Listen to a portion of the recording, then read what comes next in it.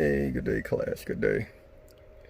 This is not a lesson. This is a test for the teacher. I received this problem from a student. I got this in an email. So what I'm gonna do is I'm gonna write down the problem, and then we'll discuss it. And I'll probably give you all the problem.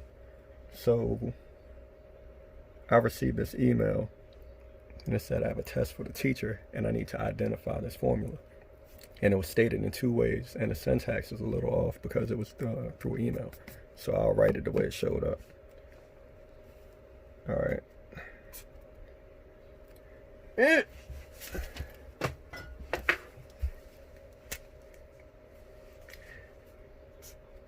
What I got here? So I have two open parentheses, P and asterisk 1 plus I. The caret, that means exponents raised to the n minus p. And you close that parentheses off. So that was the first formula I received. The second one, the student let me know it could be stated this way as well. And this syntax is a little off, or a little more funky, because it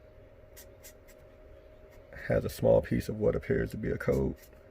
So we have p times 1 plus backslash frac, and we have frac curly bracket r curly bracket n close paren caret bracket n t. We see all that, and they're almost identical, real close. And I can see that this is a compounded interest formula. Run out of space. Compounded interest formula. All right, so if you wanted to calculate the amount of interest that accrues on some principal asset, you could use this formula. Now, this formula tells you the amount of actual the accumulated interest, the actual amount, the total amount.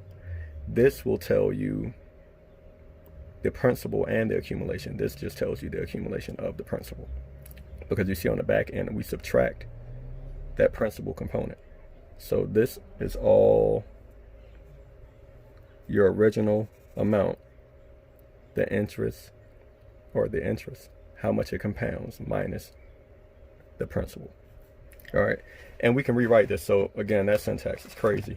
The first one we can write as P, it doesn't look that much different, plus, or P times 1 plus I raised to the n minus P. That's all the first one is. The second one, which is this here, A equals P open 1 plus, and again, it's telling you we have a fraction, and we're looking at a ratio, and the A and the B terms are going to be R and N. So it'll be R over N raised, damn, what kind of fly was that? Raised to the NT. Okay.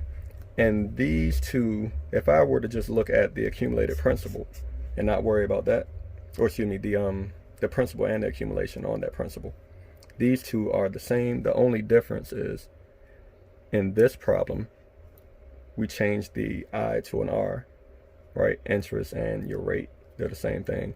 And here we have this T. So this NT deals with the amount of accumulations you have in each period or each term. So if you have, let's say, 2 terms, you would take your interest divided by 2.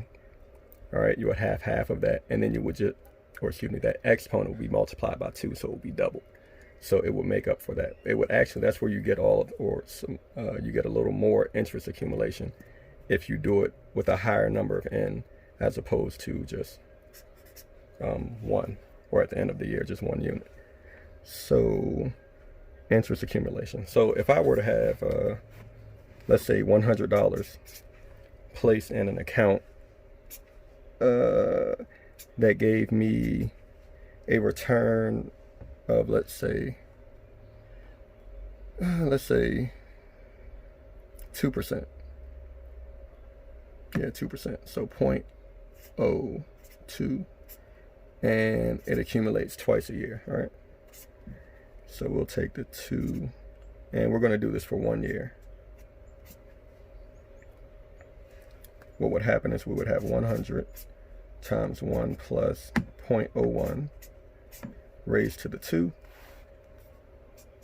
And we have 100 times 1 plus, or 1.01 squared. So you would take that 1.01 is greater than 1, right?